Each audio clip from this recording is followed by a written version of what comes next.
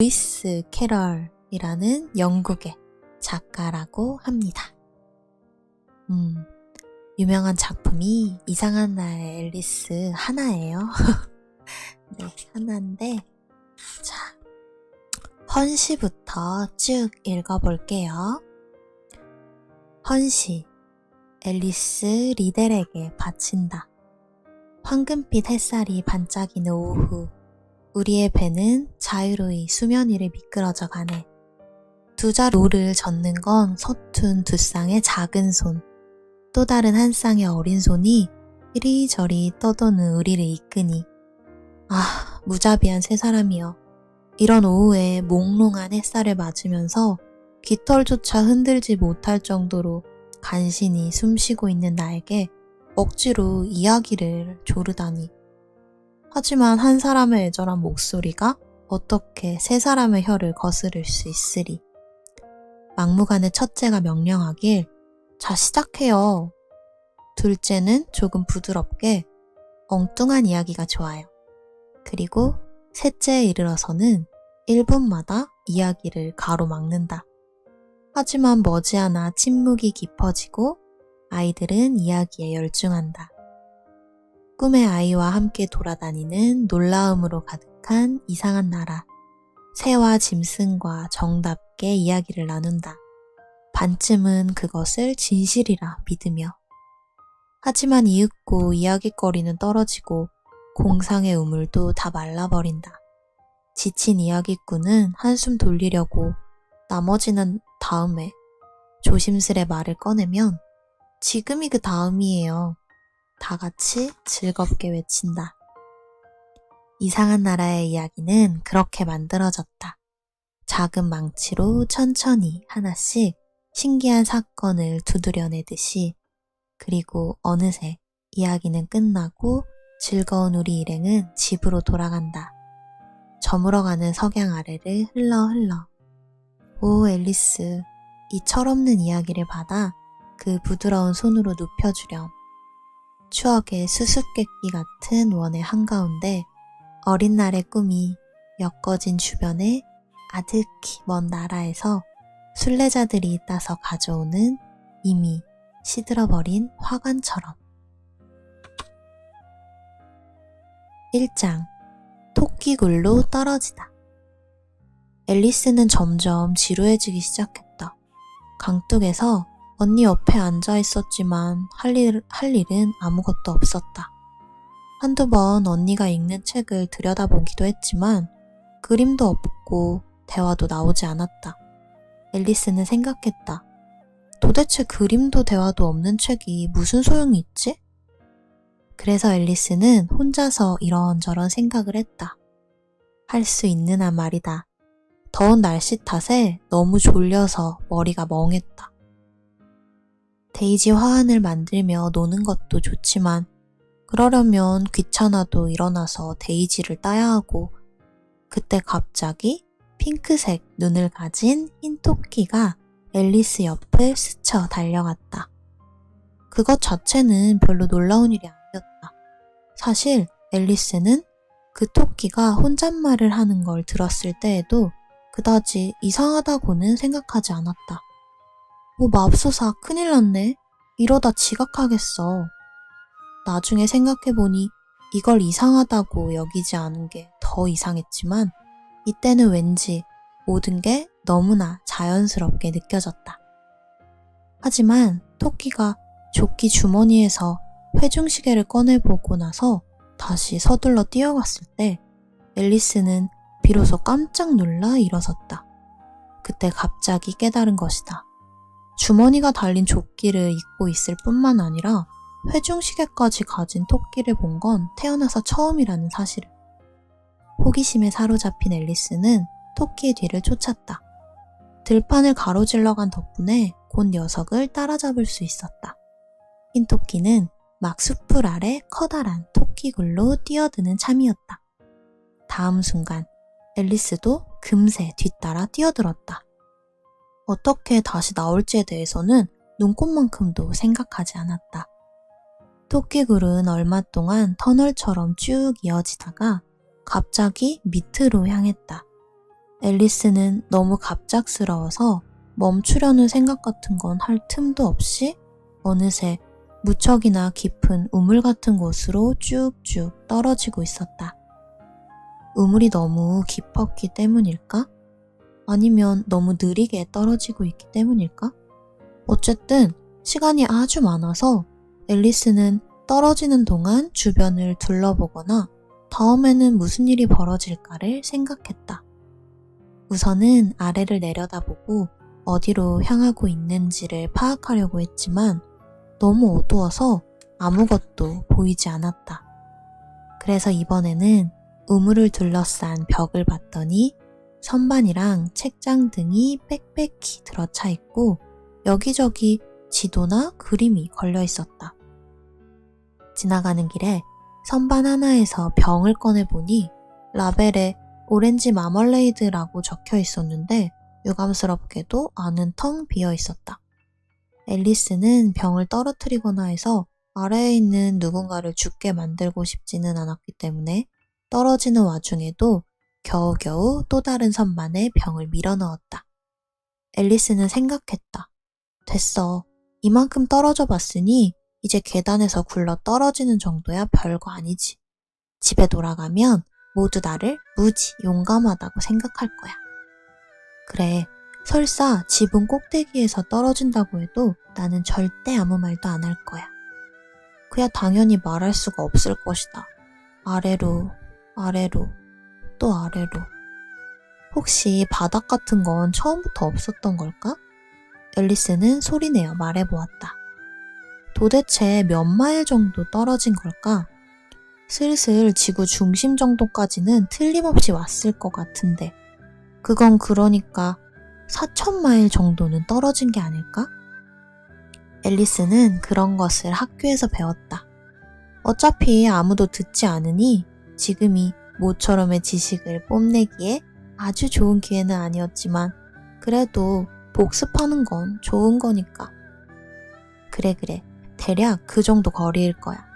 하지만 그걸 위도나 경도로 바꾸면 어느 부근일까?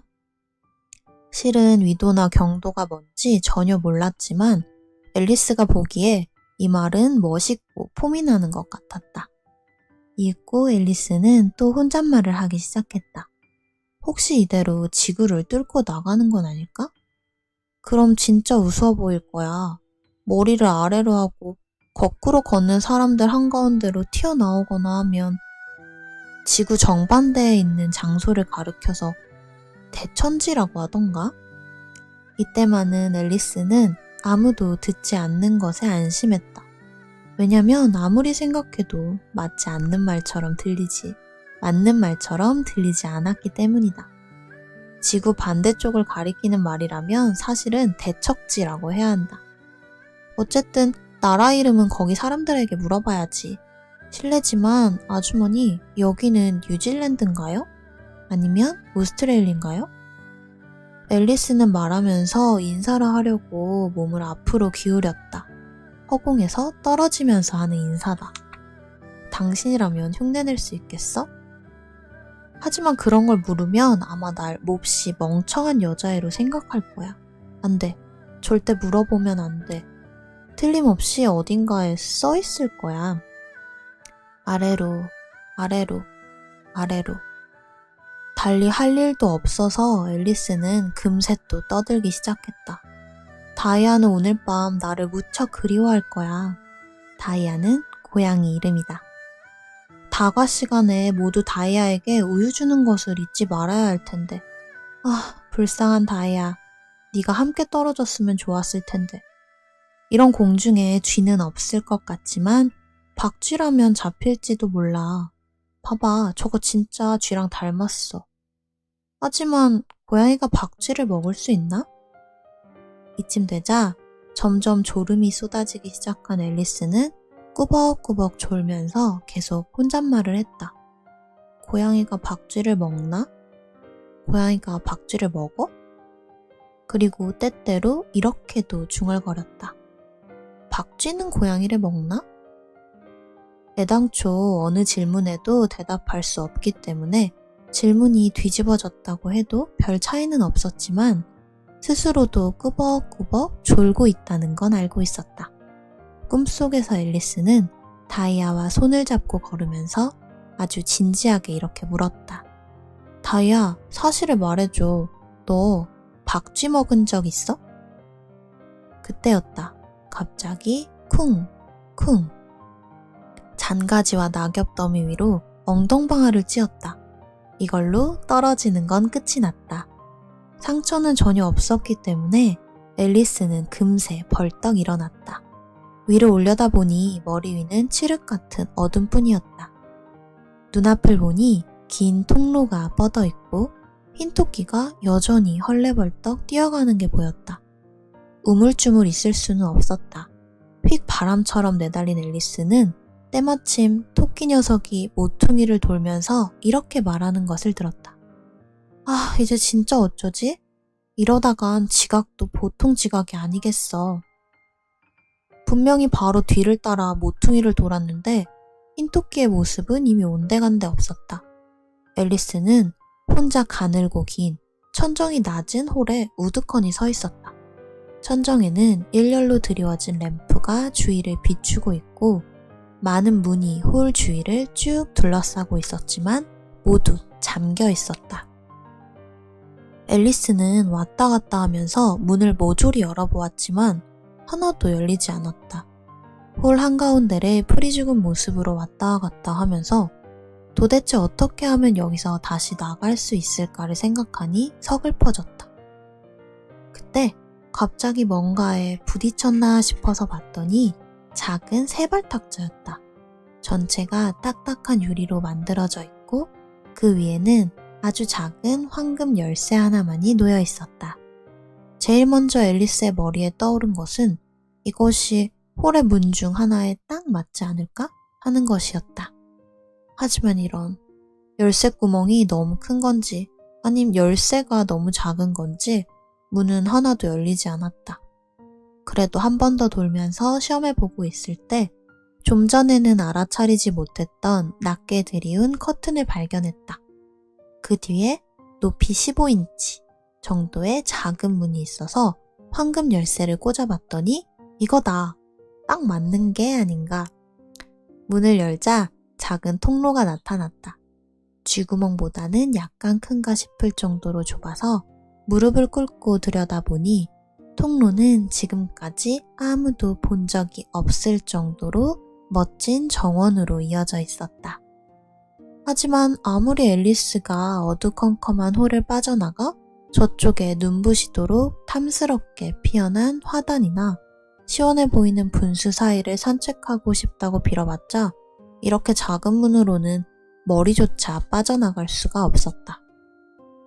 앨리스는 슬픔 속에서 생각했다.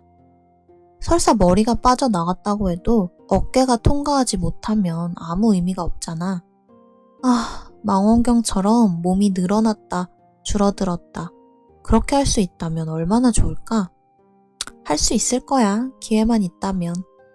한마디로 말해 너무나 신기한 일들이 연거푸 일어나는 바람에 앨리스도 점점 절대 불가능한 일이란 사실 없는 게 아닐까 하고 생각하기 시작한 것이다.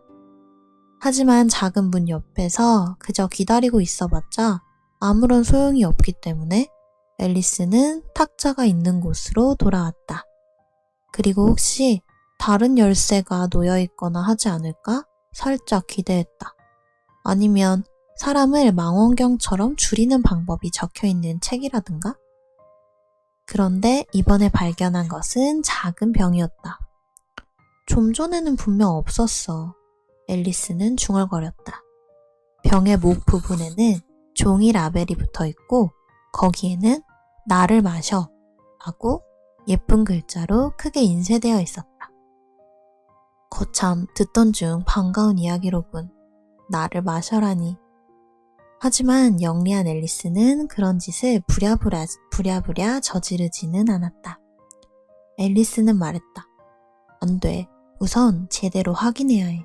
어딘가에 독약이라고 써있을지도 모르고.